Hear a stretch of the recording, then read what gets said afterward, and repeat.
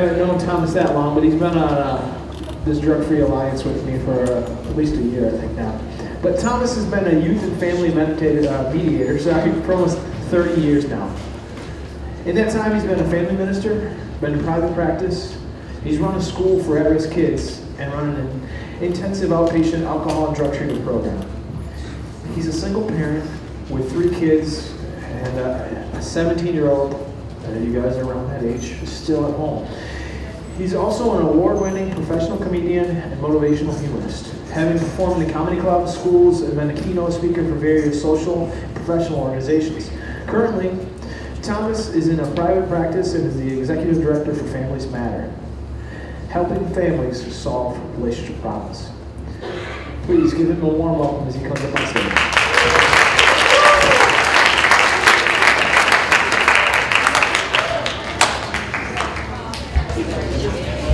All right, can y'all hear me? Yes. Do I need a microphone? No. Thanks very much. Okay, I need to clarify something. Alan had made a promise to somebody, and I'm totally going to blow that promise up. She said that nobody would be coming up on the stage. Well, folks, I don't need this many chairs. So at some point, we're going to do some stage time. Yes, ma'am. She wants to go. Oh, are you volunteering? Okay, keep that hand handy, because I mean, at some point, I'm going to go there. At some point. Okay, how many people in here have a cell phone? How many of those cell phones are smartphones? All right, keep those handy also, because at some point you're going to need those. Motivational humorist. I put that on a business card because I thought that looked cool. Motivational humorist. Motivation. What do you want to be if you grow up? Whoa, whoa, whoa, whoa. Okay, one at a time. Has anybody ever asked you that question before? Not that way. Nobody's ever said if, and yet we live in a day and time in which there is no guarantee you're going to grow up. I don't mean to get all melancholy or maudlin about this. What is the leading cause of death amongst your age group? Somebody, go ahead. Drugs, no. Car crashes. Kinda. Being dumb. Being dumb? A lot of that going on. We'll get to that second. Texting and driving? Somebody else. Suicide, third. Third leading cause of death, suicide. Anybody else want to take a shot at this? Say it again. Accidents. Unintended injuries. Which means you don't just get up one day and say, you know what? Pretty day to have an accident. It happens. And it's unfortunate that people die with these accidents. And some of those accidents are caused by drugs. Some of those accidents are caused by car crashes. Some of those accidents are caused by texting and driving. A lot of different ways in which young people are dying today. Second leading cause of death, homicide. Kids killing kids. Parents killing kids. Kids dying. So when I ask the question, what do you want to be if you grow up? That's legitimate. That's one way in which you may not grow up. There's a second way in which young people do not grow up. It's called pathological immaturity. Pathological immaturity is I'm not even trying to grow up because I like being a kid. I like being silly. I like not being held accountable, not being responsible for my actions. I like being in trouble. Pathological immaturity is something that I deal with on a regular basis. In my private practice right now, I do a lot of drug and alcohol assessments, with adolescents, working with every school district represented here today and many, many more. Folks, I'm going to keep it real with you today. I'm going to keep it real. You guys are living in a golden age. You guys have it made. Nothing is beyond your reach. What do you want? That's the question. And when I say if you grow up, put that aside. Make the decision, I'm going to live. I'm going to make it. Because again, you can't really prepare not to get in an accident. Well, you can by being drug and alcohol free. You can by not texting and driving. I mean, there's all kinds of public service announcements that are out there telling you how to change behavior so you increase the opportunity or the odds of not dying of an accident. But sometimes stuff happens, and that's unfortunate. But more kids live than die. And we're going to talk about those that make it. We're going to talk about those of you who change those behaviors. You don't get drunk, you don't get high and jump behind the wheel of a car. You don't text and drive. How many people in here texting? How many people in here drive and text? My lady back there being honest, that'd be me. But you know, I got one of those smartphones that I can push. Oh, someone sent me a text. I'll get that later. That I can push a button and it lets me speak into it. How freaking cool is that? Because guys, I grew up in a time we didn't have cell phones. I grew up in a time in which my phone was attached to a wall with a cord on it. Do not call me old. I offend easily. Times have changed. Times have changed. Guys, check it out. One thing I can promise you, times are going to continue to change. That's a given. Because times changed when I was your age. We were dealing with some technological issues here this morning. I remember being your age and having a teacher trying to thread an 8mm projector to show a video or show a film to the class. And the teacher could not figure that out. I used to run a school in Covington for at-risk kids. These are kids that couldn't make it into regular school. They either had charges with the courts or they were at risk for having charges with the courts. I got to run a whole school of them. Very bright kids. Because back then we were trying to figure out how to get the VCR hooked up to the TV. Now the joke is, if you get new technology, you can't figure it out, give it to your kid and have him figure it out. And I say him because I own a 17-year-old right now. I love my boy. I get most of my material from my boy. Because he's a kid. Now, out of curiosity, how many people in this room have been 25? All right, how many people in this room have been, get your hands up there, folks, this is the audience participation. How many people in here have been 21? 18? 16? Hands down. Guys, the reason I do that exercise is to check out my audience. And for those of you who saw the hands go up at 25, been there, done that. And for the record, I passed 25 a while ago. That's not funny. Been 21, been there, done that, had a blast. Because I was in college at the time. Who said my lady right here. She's dying to get up here. You're coming up, I promise. You're coming up.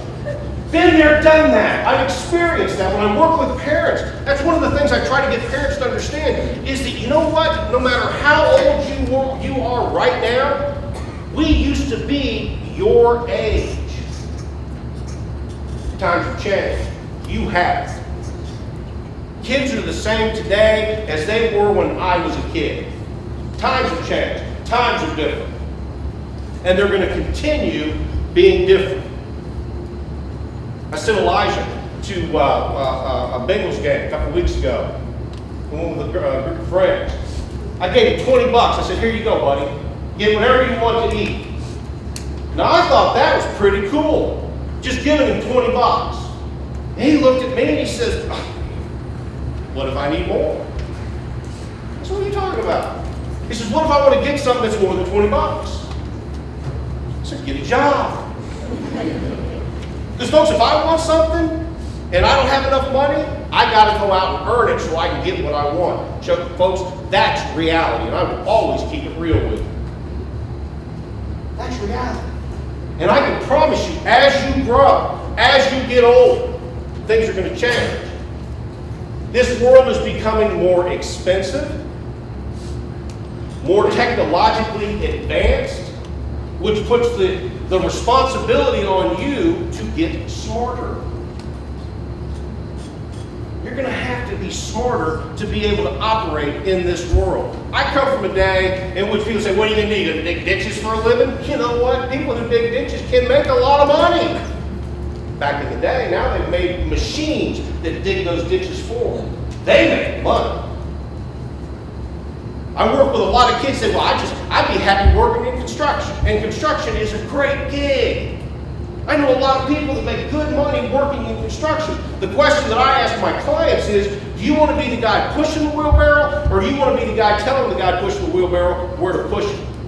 There's a difference.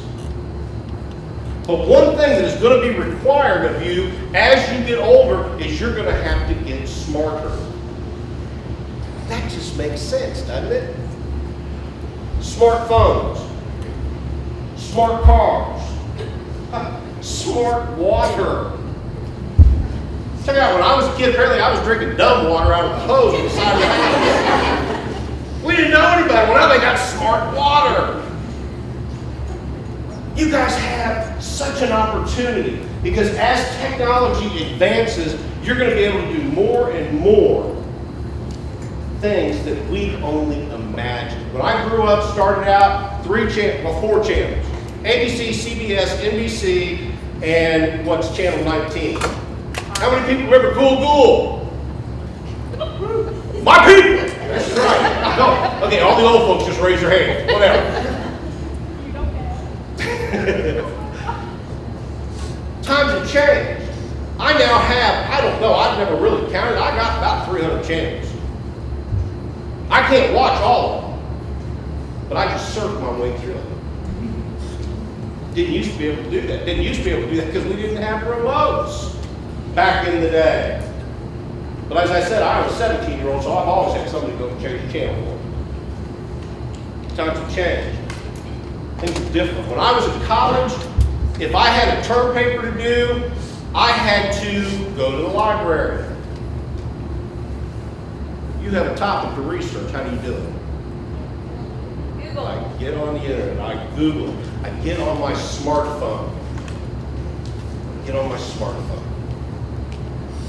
We didn't have smartphones when I was a kid. We didn't have smartphones when I was in college. We didn't have the internet when I was in college. Times have changed. You have it. If I had an assignment to do, I had to go to the library and get it done. If you have an assignment, you can do it on the internet from home. Times have changed. You still have to get the job done.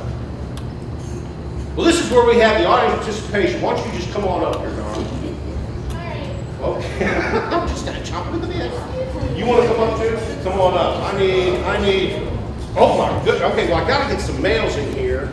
I guess I should have said this. This is like going to be an important part of it. You need to be good with the smartphone. Oh, we're good? Have a seat. Oh my goodness, you got it ready to go. I need a guy. I don't have any. Come on up here, Big. Come on up. Now I need somebody to keep time for me too. Who's that? Come on up, Darla. Come on up. Have a seat. Have a seat. Come on up.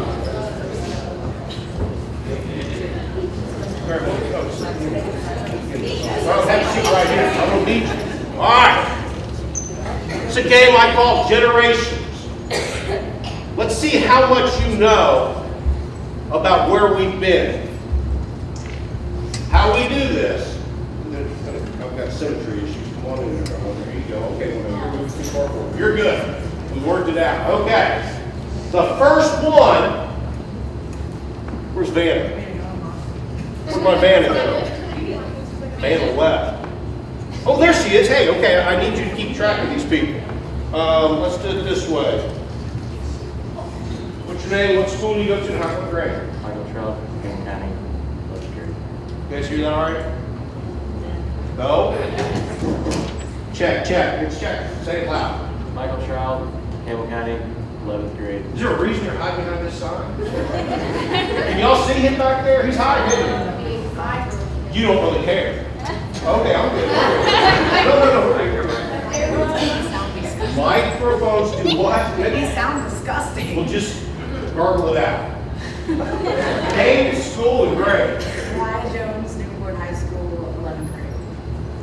Senior Emily Knight, attends Newport High School. Oh my gosh! Josh Fisher, Bellevue High School, 7th grade. Oh, my boy. Okay, but you're cocky about this, aren't you? You think you handle these people. He was like, I know. He's like, I got this. All right, here we go. What is your name? Oh, Nico Beal. And you're at what Senior. school? A senior at Newport. Who else goes to Newport? You guys, oh my goodness, I didn't get 3 people. It doesn't just. Oh, I got that. All right, duh, whatever. All right, here we go. Here we go. Now, I need you to keep track of who gets them right. You need paper to write this down on? You got this? I guess I could have prepped you a little better for this. I'm making it up as I go along, so just work with me. You said I got to go. Okay, we're going to get, oh look, you got a stopwatch on that? My goodness, I felt all grown up and I got an LED clock to wake me up in the morning. All right. Now, first one to get the correct answer gets the point. In 1900, you were able to buy what from a Sears and Roebuck catalog? Let me throw out the choices here. Opium, heroin, cocaine, marijuana, or none of the above. Go. It's cocaine. Okay, anybody else? Anybody else? What was the question again? Okay. I know! In 1900, you were able to buy what from were you going big?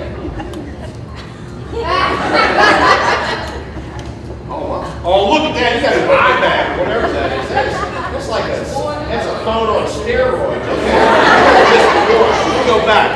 In 1900, the year 1900, the turn of the last century, you were able to buy what from a catalog from Sears and Roebuck? Opium, heroin, cocaine, marijuana, or none of the above?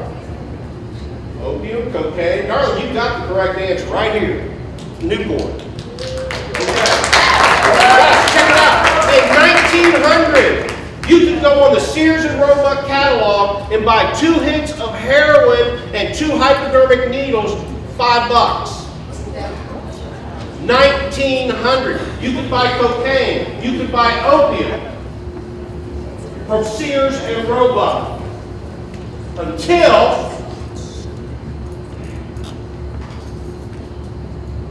the Harrison Act. What is the Harrison Act? Time. Whoever gets it first, raise your hand.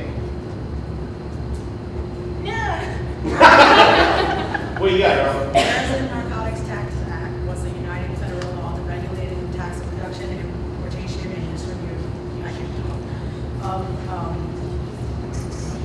opium and cocaine products. Yes. Folks, the long and the short of it is, that law made it that you have to be medical professional to dispense those drugs. Guys, that's in the past. You gonna move so you don't like sitting next to her? She's standing in my space. All right, here we go. Who is, or who was, the 16th president of the United States? No. Hey, my goodness, this girl's taking it away. I know. We gotta make her text with her left hand or something. I could. I bet you could. Okay. When was the first smartphone invented and what was its name? Now, you can't just raise your hand and keep looking up. 1992. It's called the Bell Cells. And half and half. Go ahead, hon. 1995, first one. No. Oh my goodness. What do you got back down here with the turbocharged? 1999, a Japanese firm, NTT, Yeah, no. What about you, man? You got me there? You don't know. Okay. IBM Simon or something like that. Oh my gosh, right there. IBM Simon, 1993. First smartphone. You could text, or I'm sorry, is that one of yours? That's my student. Did you got it? Okay, I think we already got it. Nice try. Okay. Simon, IBM, put that out. You could, let's see, you could email, had a clock, a calendar, address book, send and receive fax. Welcome to the Stone Age.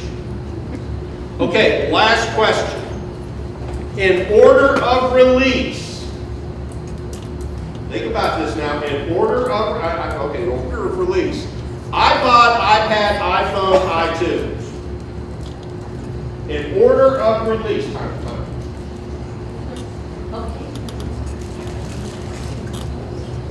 iPod, iPad, iPhone, iTunes.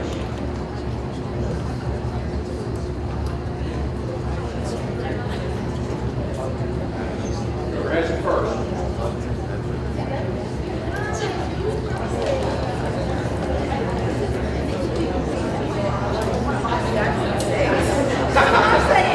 The iPhone 6. No, the iPhone 6 came after 5. Oh, hey, welcome to marketing in 2014. Running out of time, boys and girls. What do you know? Hold on. Go ahead. iPod, iPad. What was the other one? iPod, iPad, iPhone, iTunes. So you've got iPod first, iTunes second. iPad and iPhone. Nope. Somebody else want to take a shot at this? It's hard to find. Yeah, I hate when this happens.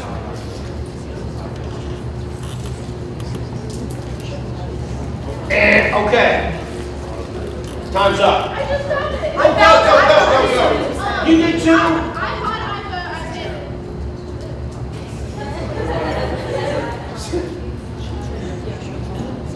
Because she totally screwed it up. Go ahead, baby. What about iTunes? Say it again. iTunes, iPod, iPhone, Right there. iTunes, iPod, iPhone, iPad. So obviously Newport students spend a lot of time on stuff. Are you serious? How cool is that? You know, when I was in school, we used paper and pencil. I prefer paper. Thank you. That's what I'm talking about. Guys, let's give it up for my kids. Hold on a second. Hey, darling. I mean, you're dying to get up here. Now you're jumping on the stage. What? Oh my gosh, Tracy. Thank you.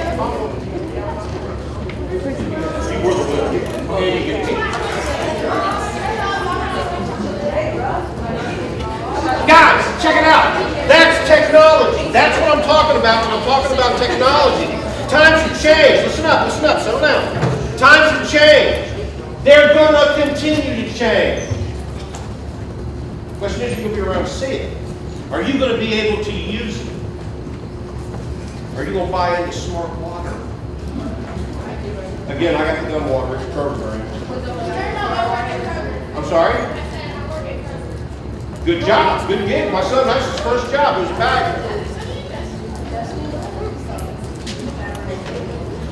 Times have changed. I've got 3 other kids. I got 4 kids. I got a stepson. I've got my older 2 kids when they were at school, and schools always loved me. When it comes to like chaperoning and things of that nature, they love me. Times have changed. Back in the day, we went to P&G. We got toothpaste and soap. How many people have toured P&G? Thank you. My lady right there. Today, my kids go to Washington, D.C. on field trips. Space Camp on field trips. Times have changed. Things have changed. I was a chaperone for an 8th grade dance for my daughter. So, the principal gets us together before the dance starts. She says, now listen up. You guys are going to have to be on top of things because these kids are grinding on the floor. And we're all kind of standing there looking at her. She goes, okay guys, when I talk about grinding, I mean they get to a big bunch of them out on the field, or on the floor, and they start rubbing up against each other. Just bumping and grinding on one another. Says, we can't have that. They're not allowed to do that. So what are we supposed to do? She says, you got to break that up. I'm your man. My job, I'm sorry? I don't think they thought of that. There's too many songs that allow you to grind too much. My job was to guard the door between the field house and the football field. They said, now do not let any kids out here because there's no telling what they'll do out on the football field. I said, I got this. I'm your man. I'm standing guard, man. I had a little girl dancing up on the floor, and it was a slow dance. And he grabbed her by the upper part, and he kind of danced like this.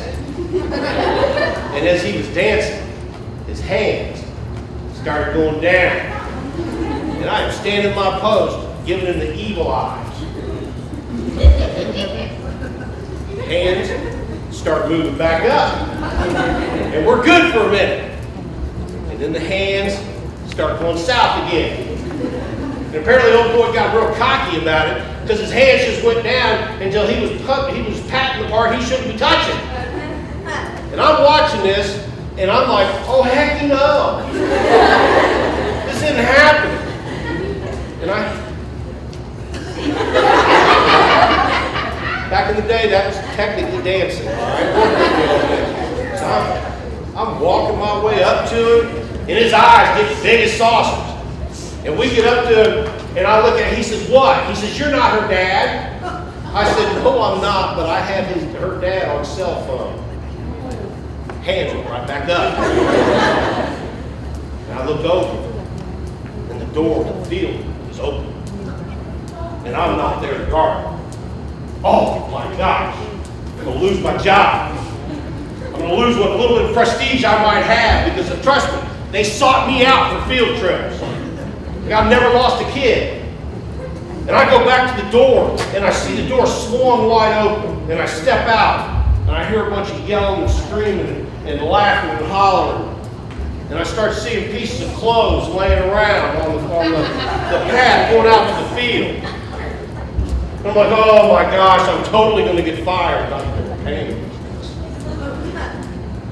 But I turn the corner, and I see something that caught my attention. I see a bunch of boys on the football field playing football, and a bunch of girls standing on the sideline cheering them on. You know something? They did that when I was your age too. That's what kids do. It's not all about, kids get a bum rap. No offense, kids get a bum rap. Because you know how kids are. Really? I do because I used to be one. And when I was that age, that's what I was doing too. And I remember my daughter and I, we were riding back from church or something, and she was sitting next to me. And I'm one of those parents that maybe you've seen those public service announcements that have a parent and a child sitting in the car, and they're not talking to one another, and they say, what do you have? A missed opportunity? I am totally not missing opportunities. And I talked to Molly about it. I said, Molly, I said, because she was not happy that because I have kind of a presence, and, I just feel like you were there to spy on me. And I was like, well, yeah. That's part of the benefit of being your dad and being a chaperone. I get to watch and make sure nothing goes on. I said, well, Mom, what about this grinding thing? Oh, Dad, that doesn't really mean anything. Kids today are different than when you were a kid. Now, folks, we're going to get kind of adult here, so let's keep it on an adult kind of level.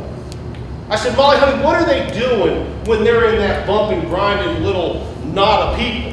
She goes, well, they're just rubbing up against each other. Okay, Molly, what are they rubbing up against? Well, each other. Okay, what of each other are they rubbing on? Unfortunately, she got very uncomfortable at that point. I was glad because I was really uncomfortable at that point, too, that she made me take it to that degree. And I told her, I said, Molly, honey, if that's what they're doing on a dance floor, what do you think they're doing in private?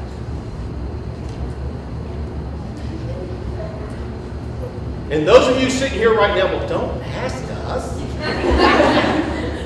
You know what happens in private. Check it out. So do I. Don't ask me to be stupid. Just because I'm older than you doesn't mean that I was just born yesterday. I've been around a while. We've been doing stuff like that long before I was born. Because that's what people can do. And that's why it's best that at your age, you know, how many people in here have kids? And I honestly don't know the answer to this.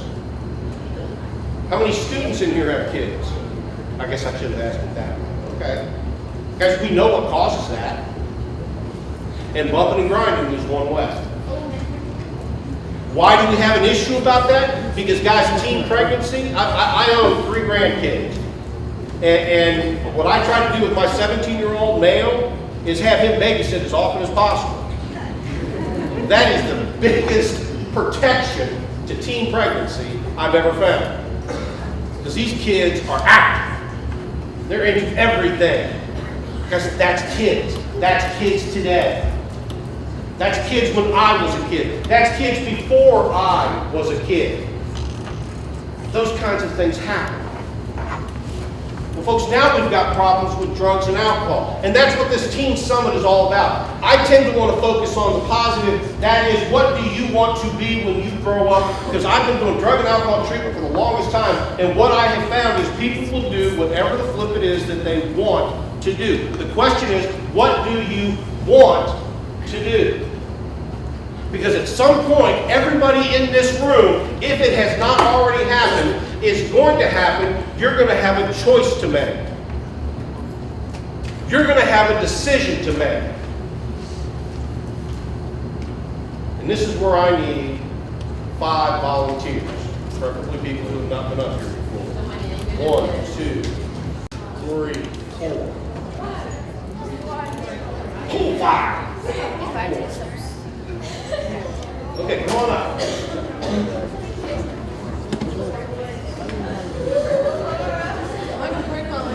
Have a seat. Grab a chair. Just leave this one blank. Leave this one in.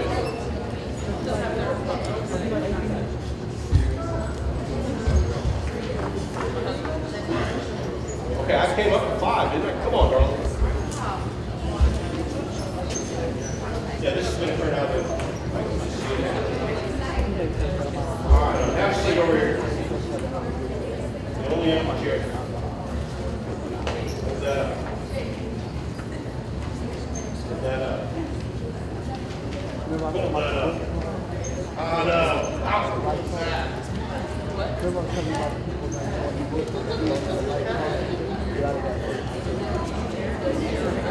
Okay, listen up, listen up. As I said, I'm going to keep it real, folks. Homecoming, 2014. These kids attend a party.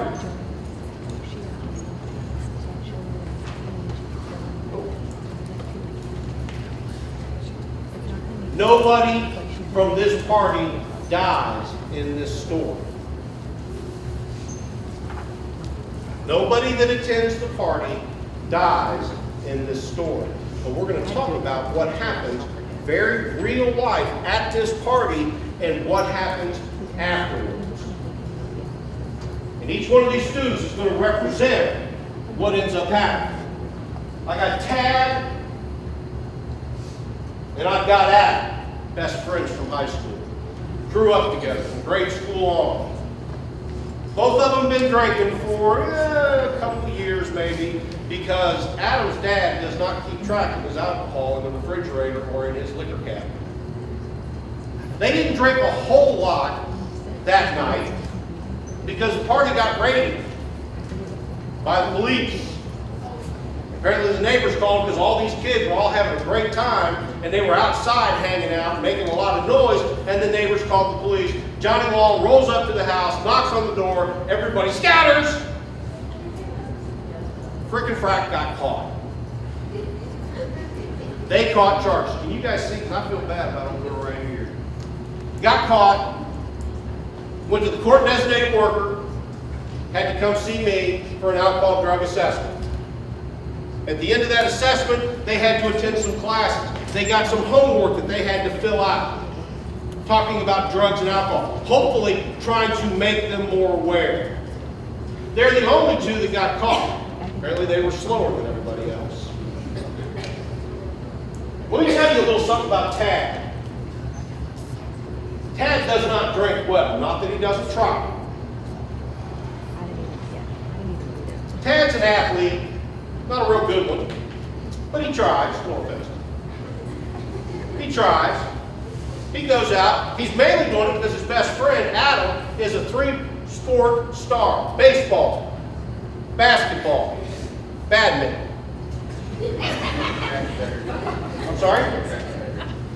Okay, this is my story, really? My goodness. Okay, I need less mouthy participants here. No, I'm kidding.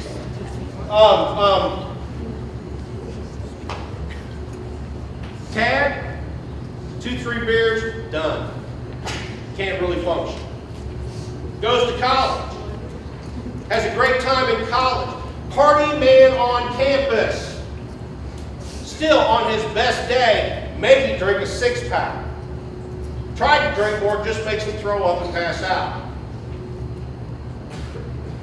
At 22 years old, Tad got his only DUI to this point.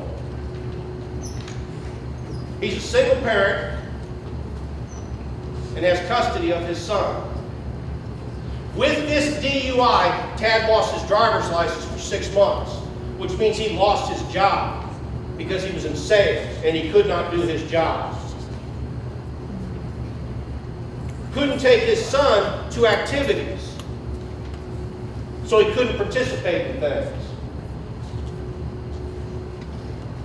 He completed his treatment 1 time a week for an hour and a half a week for 13 weeks. Had to attend group. Learned his lesson. Now 25 years old, Tad will not drive if he has been drinking. He will still drink on occasion, sometimes to excess, but that's for another story.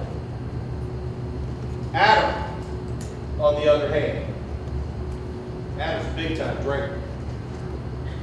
Adam can put him down. Adam was drinking a 12-pack by the time he graduated high school, because that's when he caught his first DUI. At 17 years old, his first DUI, he registered a .15. Okay, real quickly, going back to Tad, when Tad got his DUI at 22, .07. Well, wait a second, the legal limit's .08. Doesn't matter, he couldn't pass the field sobriety test. Couldn't do his alphabet, couldn't do his numbers. Couldn't touch his own nose to save his life. Adam did his alphabet, did his numbers, touched his nose, the cop's nose, to ask them if you want to stop somebody, I'll touch their nose too. Couldn't walk that whole straight line thing. But he still registered a .15, blood alcohol content. That was DUI number 1. 17 years old. At 17 years old, the colleges stopped calling him about his scholarship offers. At 17 years old, they were looking at him for baseball, the pros. Because you know, you can go right to the pros in high school with baseball. They stopped calling him too. He was too much baggage to handle. Went to college, did okay. Graduated. Took him a while. 21 years old, catches his second DUI. And his second DUI, his first DUI, it cost him $275 for a baby DUI class he had to take. That's what we call them, baby DUIs. Lost his license for 30 days. At 21 years old, he lost his license for 6 months. It cost thousands of dollars because he went out and got him an attorney. Had to go through treatment. Couldn't drive for 6 months. Didn't lose his job because he didn't have one.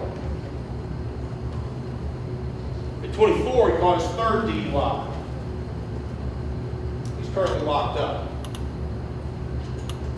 Guys, that's a progression. That's not an uncommon way in which it happens. What I'm telling you are real life stories. of people who I've worked with over the years. And I just put them all together. Adam. I'm kind of watching the time because I know we kind of got off on that a little bit, but I think we're doing pretty good. Real quickly, let me go back to the difference between Tad and Adam. Adam's chemically dependent. Tad's an alcohol user. There's a difference. Neither one of them is something you want to sign up for, but there's a difference. On a genetic level, Adam has a drinking problem because his body is able to tolerate more and more alcohol, much more than Tad can. Guys, that's a very basic biological difference. I don't know if you're being taught that in school, but that's what you need to know. That if you're able to pass a field sobriety test with a 0.15 blood alcohol content, the better your performance on that and the higher your BAC, the greater the risk that you're going to develop problems down the road. What we know is the younger you are when you start drinking or doing drugs, the greater the risk you're going to have problems down the road. Now, you'll notice the way I said that. The greater the risk, because the last thing I want to do is say this is a foregone conclusion, this is exactly what's going to happen, because as soon as I say that, somebody's going to go, it's not going to happen to me. I'm going to try it. Don't try it, folks. There's no profit in it. There's no profit in it. The greater the risk of developing problems down the road. Now David over here, David's not a drinker. He totally likes smoking pot. That's Eric. Is this Erica? You're David. Well, I'll tell you what, can I get to you in just a minute? Yeah. Okay, there's a reason I'm behind you, because somebody said, quit turning your back to the audience. So I'm going to come back to Erica. What's your story? I guess I'll make it up as I go. Okay. You know, well, I know you do, because I wrote it up. Oh, Erica, my goodness. Erica's not a drinker. Why? Because she's a soccer star. She prides herself on her soccer. Colleges are looking at her to play soccer. That's what she's going to do until her junior year, and she hurt her back. Her junior year, she hurt her back really bad. She's been on pain pills just to kind of help her deal with the discomfort and the pain. When she graduated high school, because she didn't drink that night at the party, because remember, she doesn't drink. Well, until she got to college. And then she found alcohol. And she found that after she had surgery upon graduation, pain pills and alcohol actually made it easier for her to relax and get comfortable because she's got chronic pain. She graduates college with an RN in nursing and a child. At 22, she graduated college. At 25, she lost her job. She was an RN in an emergency room and was busted stealing opiates from patients. As a result of being busted stealing opiates from patients, she lost her job. They put her on a probationary status with the nursing board for the state, which put her on an automatic every day. She has to call the nursing board to find out if she needs to go do a drug screening. And on any day that they say, yes, your color, your number is up, you got to go drop for your PO, the nurse practitioner person who's in charge of your case. And if you fail a drug screen, you're out. Well, she realizes she's got a problem because she's doing opiates every day. Vicodin, Percocet, Oxy. She went through all of them, trying to find the one that was going to work. Until she got busted. And then her pain management doctor said, no more. You're on your own. I'm not about to prescribe you medication if you're getting it illegally and if you're abusing it. So cut her off. Well, let's go back to Erica's got chronic pain problems. I don't know about anybody in here. I personally do not suffer from chronic pain, but I am a total lightweight, do not like and cannot handle pain. It's a very tough condition to deal with in chemical dependency treatment. She needs something for her pain. So she found heroin. She tried to buy it off the streets. It was selling at $1 a gram. She's doing 17 oxys a day, 40 milligrams at $1 a gram. Somebody do the math on that. I'll save you the time. It's a lot of money. She couldn't afford it, so she found heroin. She did heroin for about a year.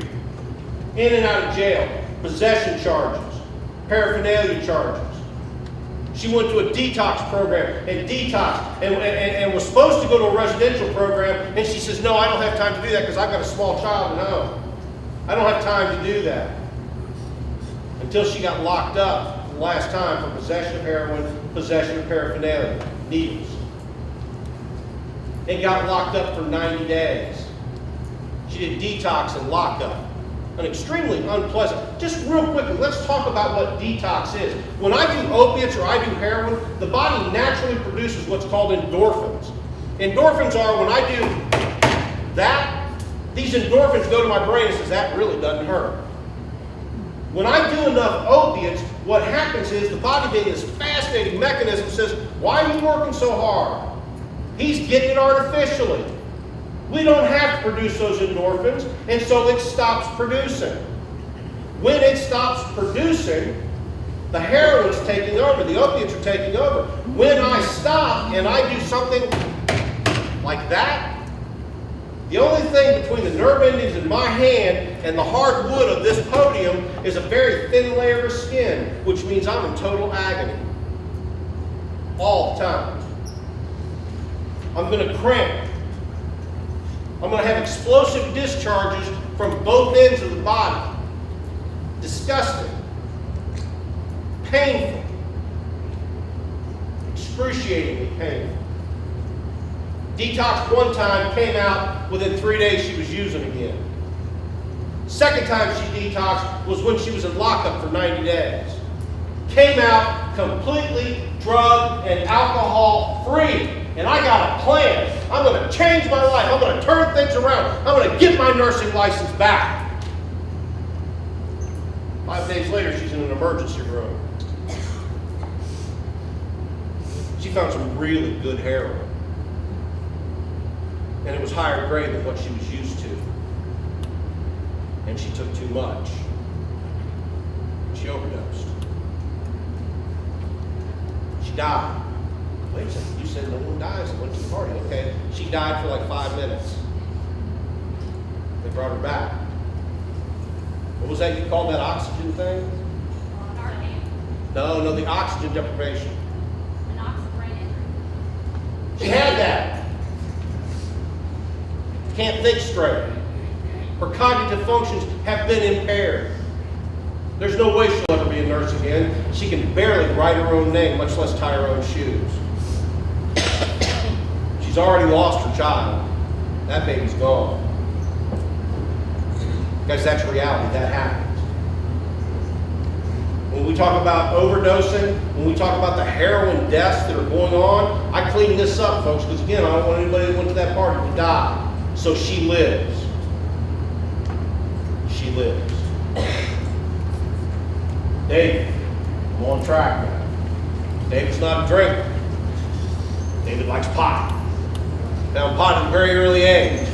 I don't like how marijuana or how alcohol makes me feel. He goes to the party, gets high. That's all he does. He goes home. He lives his life. And you know what? They really should legalize. They're doing it in Colorado and Washington. You know, check out the statistics, folks, and I've done this. In 2010, 60,000 drug and alcohol-related deaths in this country. How many were attributable to marijuana? Help me. Who said zero? Zero. 2014, the first year it's been made legal. How many marijuana-related deaths?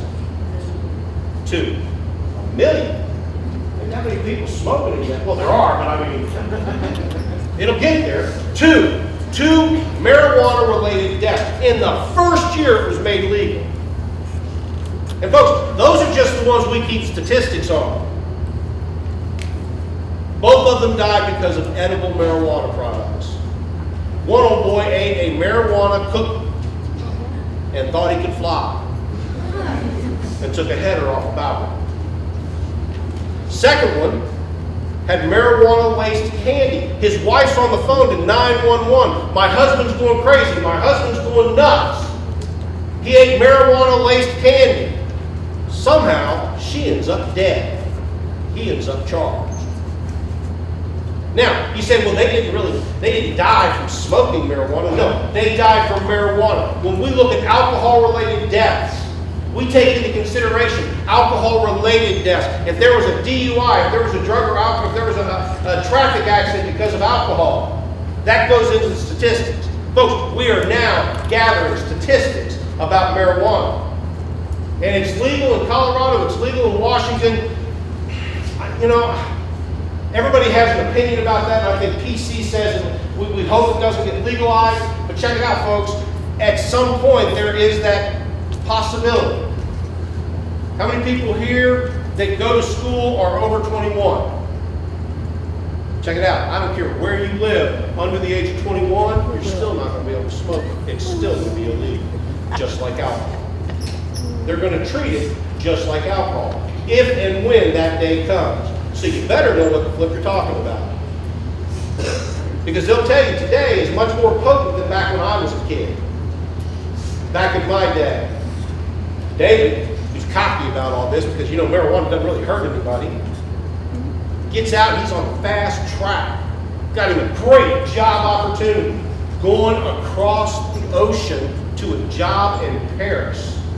And he is pumped. And he goes out and celebrates. Fails a drug screen and loses his job.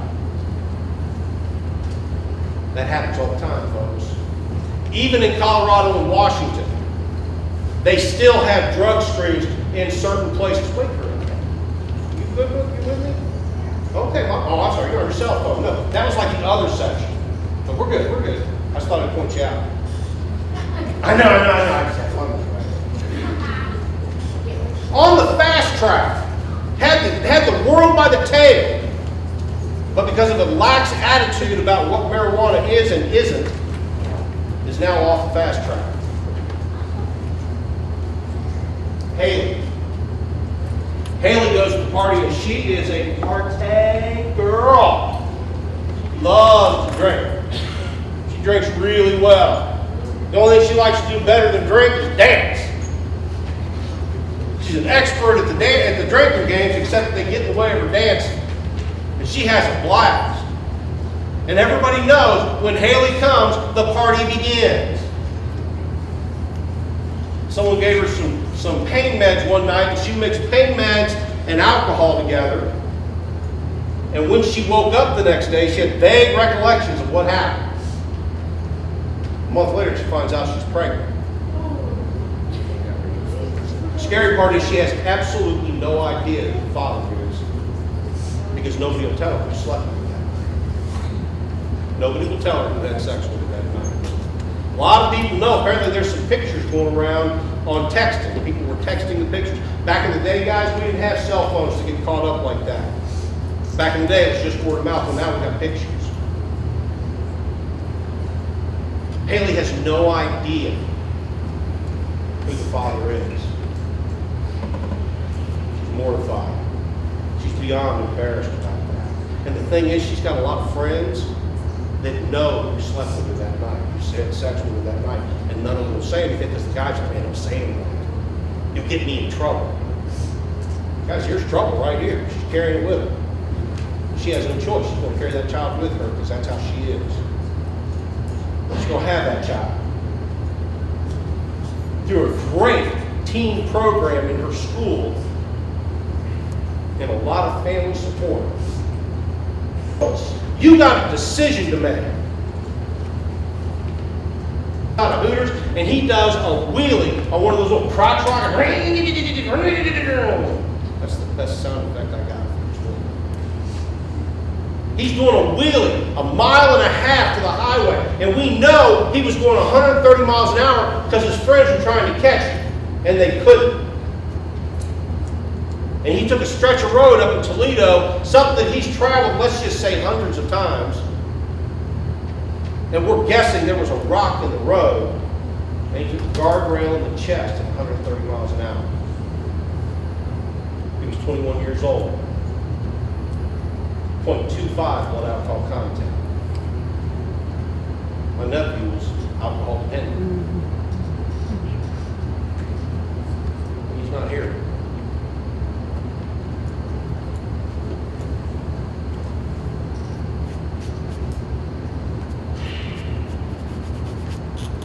You guys have people who love you. You have people who care about you.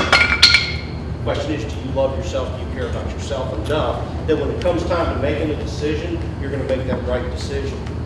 When it comes time, I've got to do something, I don't know what to do. Who do you talk to? Trust me, Tad and Adam do not need to talk to each other about should they be drinking or driving, or drinking or not. What they need to do is they need to find somebody who they can trust, somebody who they can depend on. Who do you have in your world that you can talk to? Who do you have when you're struggling and you don't know what to do? Who do you talk to? And if the answer to that is, I don't have anybody, I'm going to tell you the best piece of advice I can give you today, and we'll get to the question and answer portion. The best advice I can give you today is find somebody that you can talk to. Find somebody you can trust. And again, nothing against Adam and Tad. Don't find a peer. Find somebody who's been there, done that.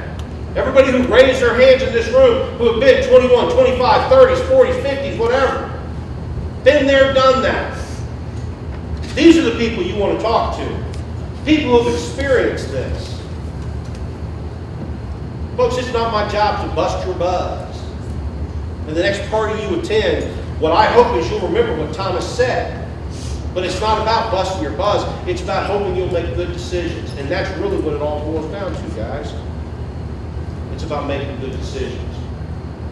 It's about making decisions that allow you to keep living. Thank you. Give it up for me.